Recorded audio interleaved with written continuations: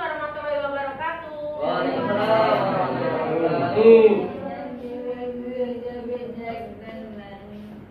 Selamat pagi, salam sejahtera untuk kita semua. Sehat? Alhamdulillah sehat. Semangat? Tahu nggak hari ini kita belajar apa? PPKN itu apa? Pendidikan.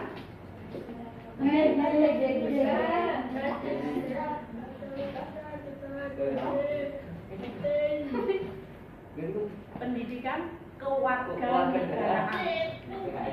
Berbeda dengan Pancasila. Tidak sama. Pancasila. Oke. Pancasila masuk dalam kewarganegaraan. Kalau kewarganegaraan membahas tentang segala aktivitas atau kegiatan masyarakat di Indonesia.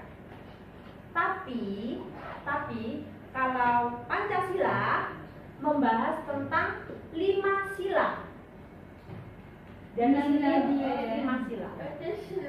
Pancasila 5 sila. Ya, kemanusiaan yang adil dan adil, persatuan Indonesia. Yang pertama apa? Ketuhanan. Yang kedua, kemanusiaan yang adil dan adil. Yang ketiga, persatuan. 4. 5.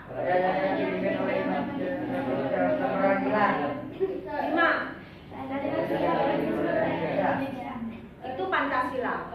Tapi kalau kewarganegaraan, kita membahas tentang bangsa dan identitas. Pernah mengikuti mata kuliah ini sebelumnya? Pernah. Dosennya siapa? Pak Fadli. Lewat Zoom ya,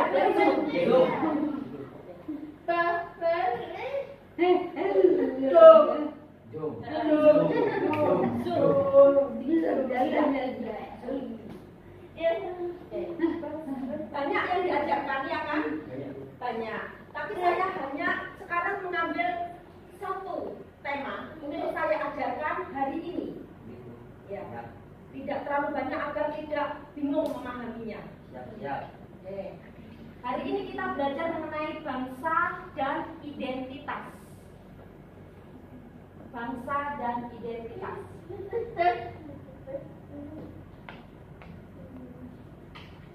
Sekarang pengertian mengenai bangsa.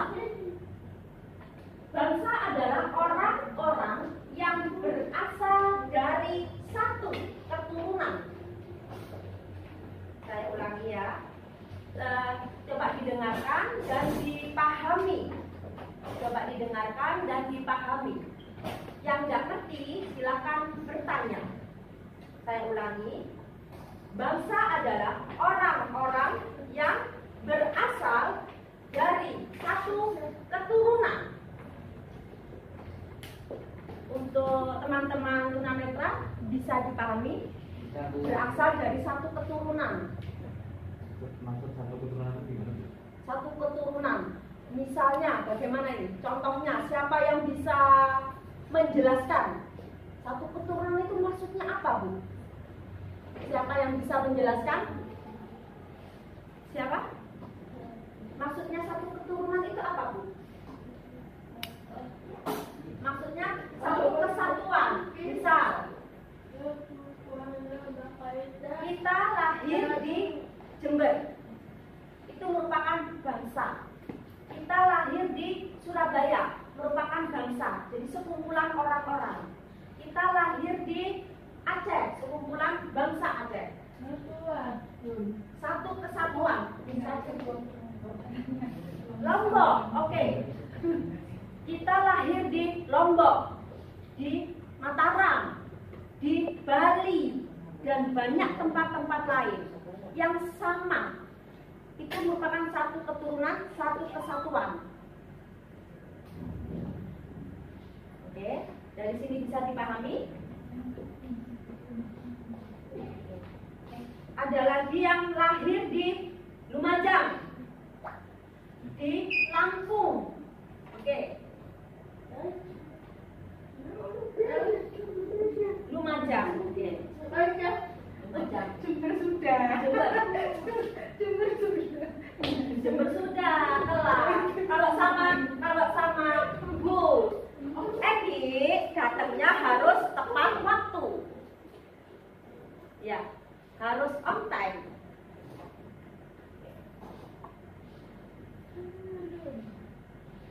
Dari penjelasan tadi bisa dipahami atau masih bingung? Kita lanjut ke pengertian bangsa selanjutnya. Jadi bangsa itu pengertiannya bermacam-macam. Saya bacakan lagi pengertian yang selanjutnya. Pengertian bangsa selanjutnya adalah persekutuan hidup masyarakat yang berdiri sendiri dan masing-masing merasa satu kesatuan, ras, bangsa, agama, dan adat istiadat. Saya ulangi, pengertian bangsa yang selanjutnya, persekutuan hidup masyarakat yang berdiri sendiri dan masing-masing merasa satu kesatuan, ras, bangsa, agama, dan adat istiadat. Oke, mau tanya? Ada yang ditanyakan?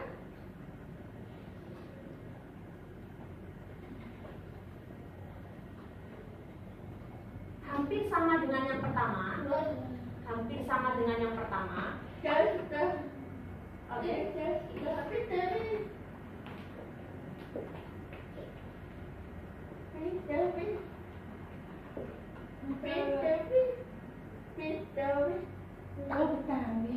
Ya, Betawi sama disebut bangsa. Sekumpulan, perkumpulan masyarakat.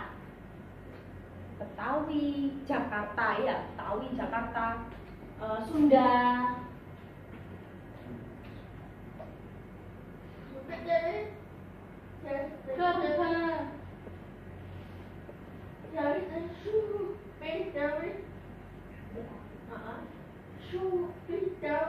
Suku Betawi, yes, ras, suku Betawi, banyak, tidak hanya Betawi, suku Betawi, suku Jawa, suku Sunda. Ras itu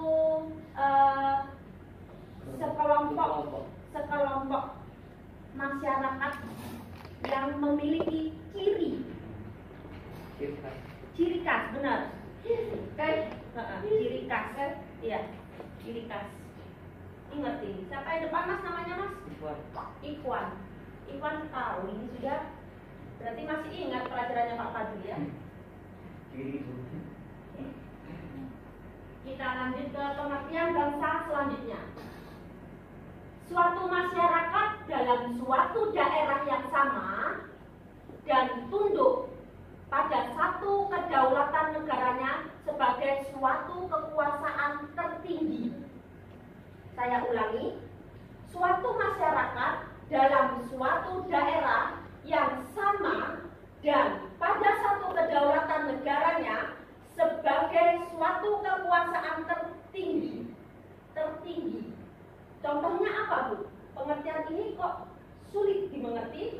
Contohnya apa? Contohnya negara Indonesia tunduk pada satu kekuasaan tertinggi,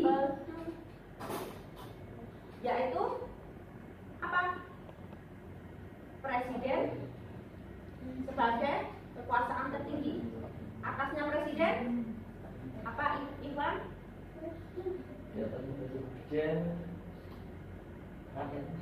No.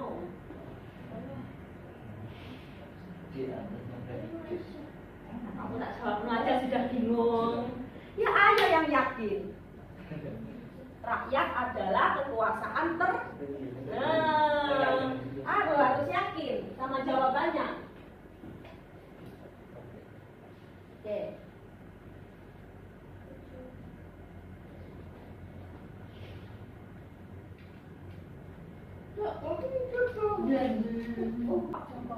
Joko Widodo, ya, kekuasaan tertinggi. Jadi kita tunduk pada satu kekuasaan tertinggi. Contoh spesifik adalah undang-undang, peraturan. Kita tunduk pada aturan. Jadi namanya bangsa, yang dinamakan bangsa itu tunduk pada satu aturan. Tidak boleh kalau bangsa dalam suatu negara punya aturan sendiri-sendiri. Kalau dalam suatu negara punya aturan sendiri-sendiri, negaranya jadi apa? Berantakan, jadi kacau. Jadi kacau. Bisa dipahami sampai sini? Bisa, Bu. Oke, sip, bagus.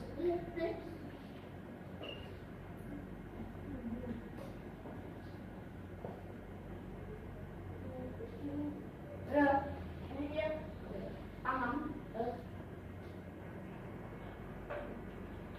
Kita lanjut ke proses. Ada dua. Siapa yang masih ingat? Yang pertama model apa? Ada yang ingat model apa yang pertama? Model ortodoks. Ortodoks.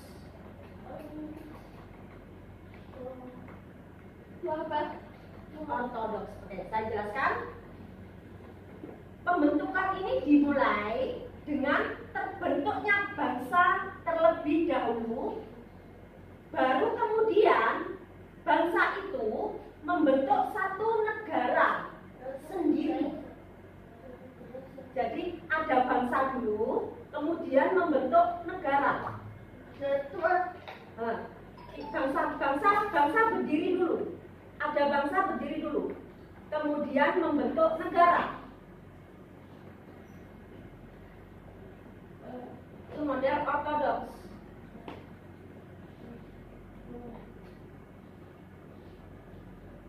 Bisa dipahami pelan-pelan ya. Jadi yang model ortodoks, bangsa sudah ada, kemudian dia memiliki kesepakatan untuk membentuk negara. Nah, itu yang model ortodoks.